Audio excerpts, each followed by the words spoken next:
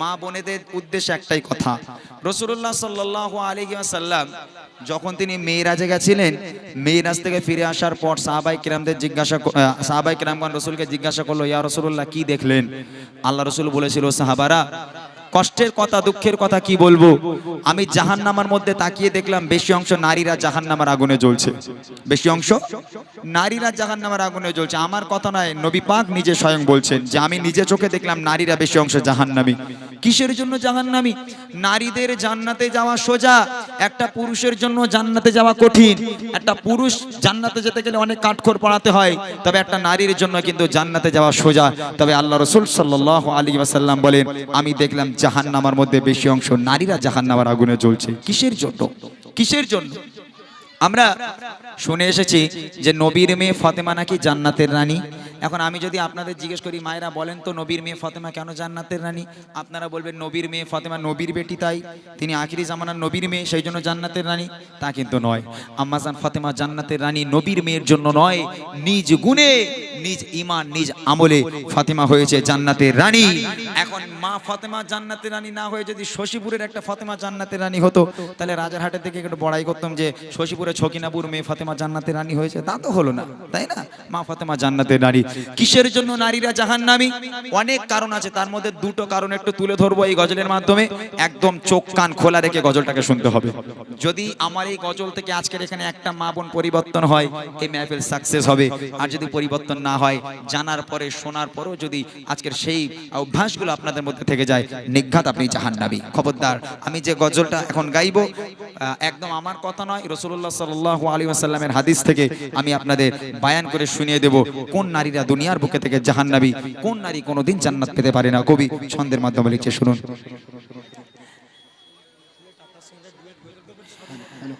এই নারী তোমার কণ্ঠের আওয়াজ জোরে হলে আল্লাহ নারাজ, জাহান্নামী নারী দুনিয়ায় চেনা রূপায়, যাদের কণ্ঠ জোরে হয়।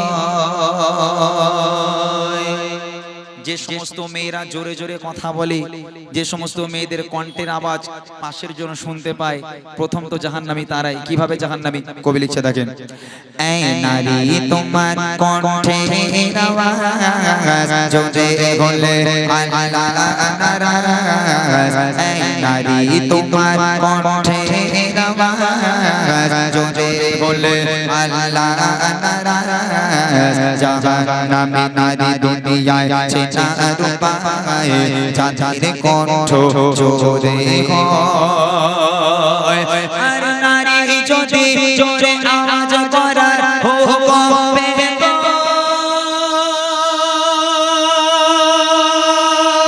তবে এদের আজান বাজায় জগত।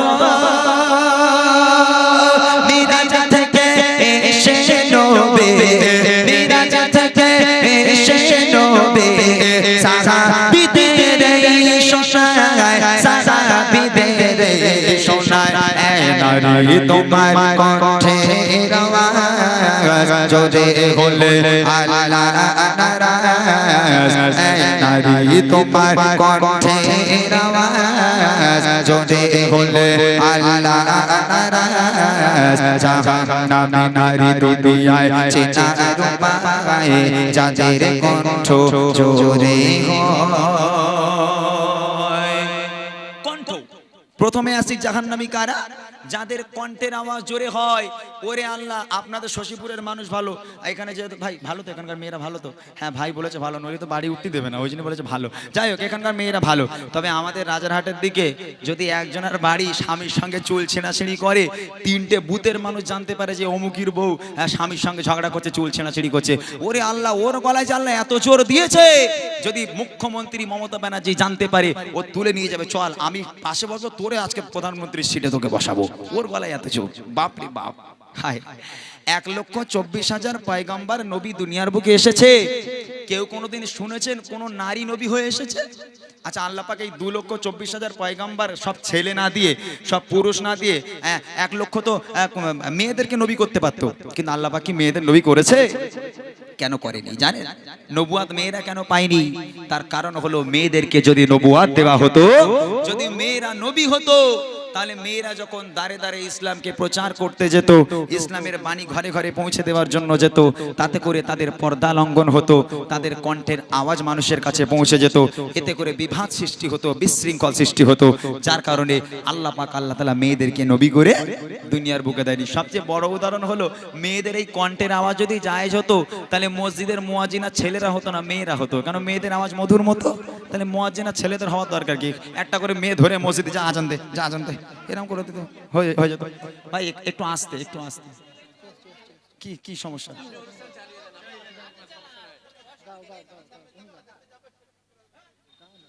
বলেন না, কি কি সমস্যাটা? আমাদের নিয়ে কোনো বিষয় নেই। আচ্ছা ঠিক আছে, চলো যে কথা বলছিলাম, যদি মেয়েদের কণ্ঠের আওয়াজ জায়েজ হতো, তাহলে মেয়েরা মসজিদে আজান দিতে যেত। যার কারণে আল্লাহ পাক মেয়েদের কণ্ঠের আওয়াজকে পর্দা করেছে। মেয়েদের কণ্ঠের আওয়াজ, তোমার শরীরটাকে ঢাকা যেমন তোমার জন্য ফরজ, তোমার কণ্ঠের আওয়াজটাকেও পর্দা করা তোমার জন্য ফরজ। খবরদার এই কণ্ঠের আওয়াজকে জোরে করো না। কবি লিখছে, ও গো আল্লাহ দেখো লাখো লাখো নবী পাঠিয়েছিল, সবাই তারা পুরুষ ছিল, নবুয়ত যারা পেল।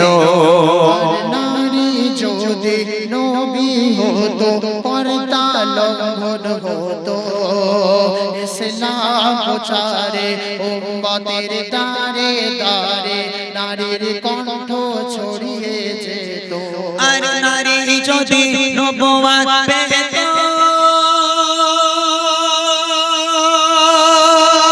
তবে আদমে কি কদর হতো,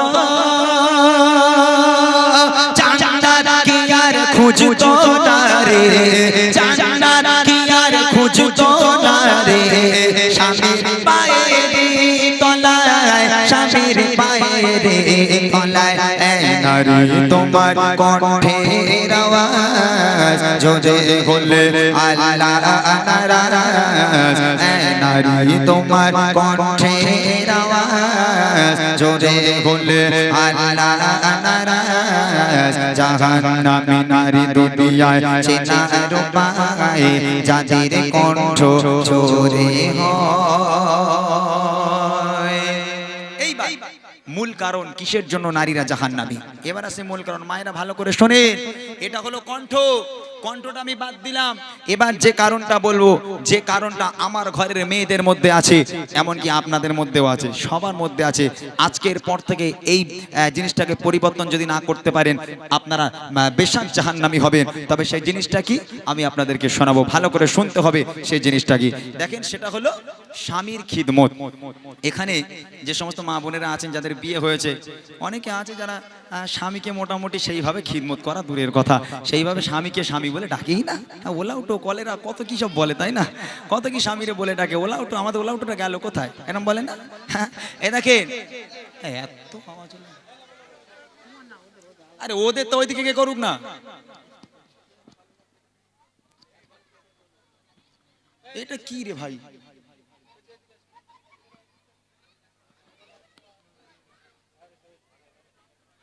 নবীর মেয়ে ফাতেমা, আম্মাজান ফাতেমার সংসারেও ঝগড়া হতো। শুধু আমার ঘরে আপনার ঘরে নয়, নবীর মেয়ে ফাতেমার সংসারেও ঝগড়া হতো। হযরতে আলীর সঙ্গে ফাতেমা ঝগড়া করেছে, আলী একদিকে ফাতেমা একদিকে, কেউ কারোর সঙ্গে কথা বলে না। এখন তাদের ঝগড়া মেটানোর জন্য কে আসতো? গুন্ডা মোস্তান না পুলিশ? কে আসতো? তাদের ঝগড়া মেটানোর জন্য গুন্ডা মোস্তানের দরকার হতো না, আল্লাহ রসুল নিজে ফাতেমার বাড়ি এলো। হ্যাঁ ফাতেমা, কি ব্যাপার, আলীর সঙ্গে ঝগড়া করেছো? মেয়ে বলছে, আব্বা আপনার জামাই এই করেছে ওই করেছে। জামাই বলছে, আপনার মেয়ে এই করেছে ওই করেছে। যেটা হয় আর কি। আল্লাহ রসুল কি করলো? একদিকে ফাতেমাকে শোয়ালো, মাঝখানে আল্লাহ রসুল শুলো, আর একদিকে হযরতে আলীকে শোয়ালো। দুই পাশে দুই জামাই মেয়ে, আর মাঝখানে শ্বশুর। আল্লাহ রসুল জামাই মেয়েকে নিয়ে খোশ মেজাজে গল্প করতে লাগলো, আনন্দ করতে লাগলো, মজার মজার কথা বলতে লাগলো, হাসি ঠাট্টা করতে লাগলো। হাসতে হাসতে গল্প করতে করতে এক পর্যায়ে গিয়ে হযরতে আলী আর হযরতে ফাতিমার মিলন হয়ে যেত। তাদের ঝগড়ার কথা আর মনে থাকতো না। আর আমার ঘরের শ্বশুর, হ্যাঁ, যদি স্বামী একটা বউরে চর মারে, বউ ফোন করবে, আব্বা তোমার জামাই আমার গায়ে হাত দিয়েছে, শিগগির এসো। আল্লাহ রসুলের মতন কি আমাদের ঘরের শ্বশুর আসবে, এসে বোঝাবে? ওসব না, বলে জানোয়ারটা ধরে রাখ, কুরুল্লে যাচ্ছে, দু টুকরো করে দেবো একদম, বলে না? কুরুল্লে যাচ্ছে দু টুকরো করে দেবো। আমি আমার মেয়ের গায়ে জীবনে হাত দিইনি, জানোয়ারটা সাহস কি করে হয় আমার মেয়ের গায়ে হাত দেওয়ার, ধরে রাখ। বুঝলেন না, আল্লাহ রসুল আসতো ফাতেমার সংসার বাঁচানোর জন্য, সুন্দর করার জন্য, আর আমার ঘরের শ্বশুর শাশুড়ি আসে আমাদের সংসারকে তছনছ করার জন্য। খবরদার মায়েরা, কোনো মা যদি স্বামীর সামনে দাঁড়িয়ে একটা বার ভুল করে কেউ বলেছে তোমার সঙ্গে বিয়ে হয়ে আমার জীবন ধ্বংস হয়ে গেল, আল্লাহ পাক আল্লাহ তাআলা বলছে দেখে নে দুনিয়ার বুকে ওই নারীটা জাহান্নামী, ও কোনোদিন আমার জান্নাত পেতে পারে না।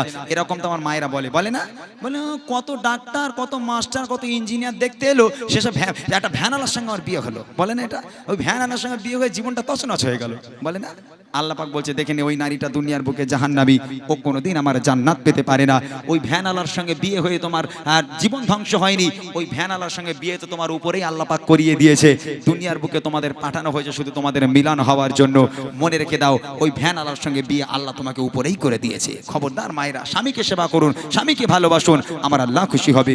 মনে রাখবেন আপনার জান্নাত আপনার স্বামীর পায়ের তলায়। কবি লিখছে দেখেন, ও গো জয়নারীরা স্বামীর ওপর হুকুম তামিল করে, আর ভুলে যেও না তুমি সৃষ্টি হয়েছো পুরুষের বাবা জোড়ের হাড়ে। শোনো নারী স্বামীর সেবায় তুমি এত সম্মান পাবে, আর যার কারণে কাটুরি আর বিবি সবার আগে জান্নাতে যাবে। আর যত সিজদায় মাথা ঠোকো, আর আল্লাহ আল্লাহ যত যত জান্নাতে দরজায় আটকে যাবে, জান্নাতে দরজায় আটকে যাবে। স্বামী যদি নারাজ হয়, স্বামী যদি নারাজ হয়, নারী তোমার কণ্ঠের আওয়াজ জোরে হলে আল্লাহ নারাজ। নারী তোমার কণ্ঠের আওয়াজ জোরে হলে আল্লাহ নারাজ। জাহান্নামী নারী দুনিয়ায় চেনার পায়, যাদের কণ্ঠ জোরে হয়, যাদের কণ্ঠ জোরে হয়, যাদের কণ্ঠ জোরে